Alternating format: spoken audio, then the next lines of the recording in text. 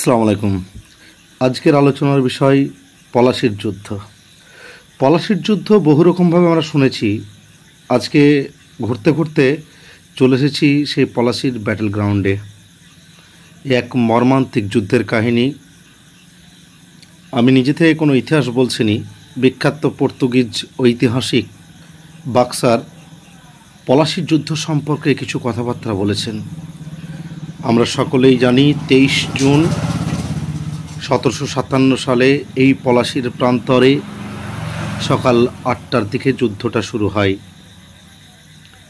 ইংরেজদের বাহিনীর তুলনায় নবাবের বাহিনীর আকার অনেক বড় হলেও মির্জাফর, ইয়ার লতিফ এবং রায় দুর্লভের অধীনস্থ প্রায় 2/3 সৈন্য নিষ্ক্রিয়ভাবে দাঁড়িয়ে থাকে।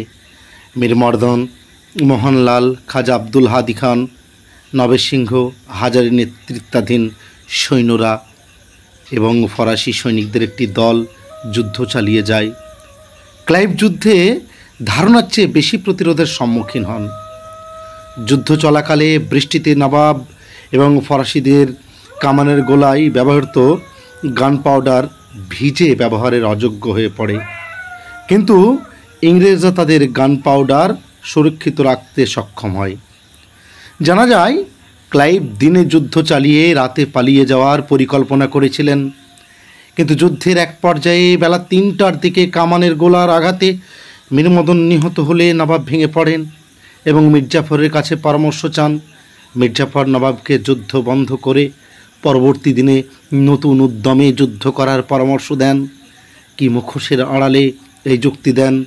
মোহনলালের প্রবল আপত্তি সত্ত্বেও নবাব যুদ্ধ বন্ধের নির্দেশ দেন। নবাবের সৈন্যরা পিছু হটে আসে। মির্জাফরের বার্তা পেয়ে ইংরেজরা নবাবের অপ্রস্তুত বাহিনীর ওপর হামলা চালায় এবং যুদ্ধে জয়লাভ করে।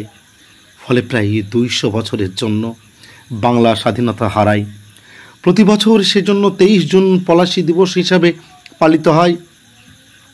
1757 সালের এই দিনে পলাশি প্রান্তরে রবার্ট ক্লাইভ, মির্জাফর, রায় দুর্লভ, ইয়ার লতিফ চক্র এই কালো দিবসের জন্ম দেয়।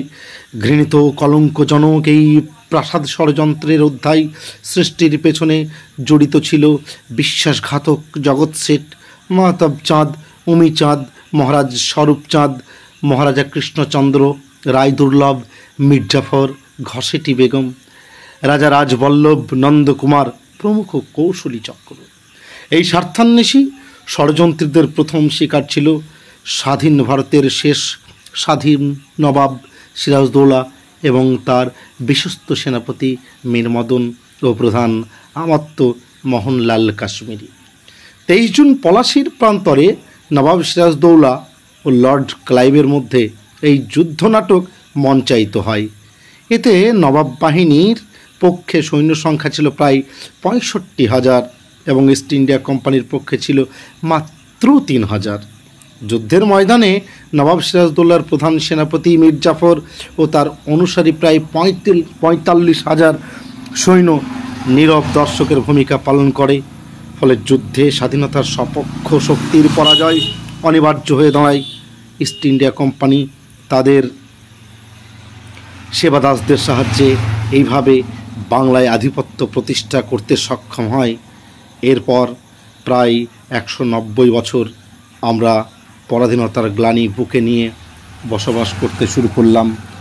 তারপরে আমি যে কথাগুলো বললাম এই কথাগুলো আমার কোনো সাজানো কথা নয়। আমি তথ্যসূত্র দিচ্ছি। পুলক্কে ডেভিস 1999 সালের 100 ডেভিসিস সেই বই থেকে, memories of the revolution in Bengal. তারপর হচ্ছে আমাদের রজতকান্ত রায় 1994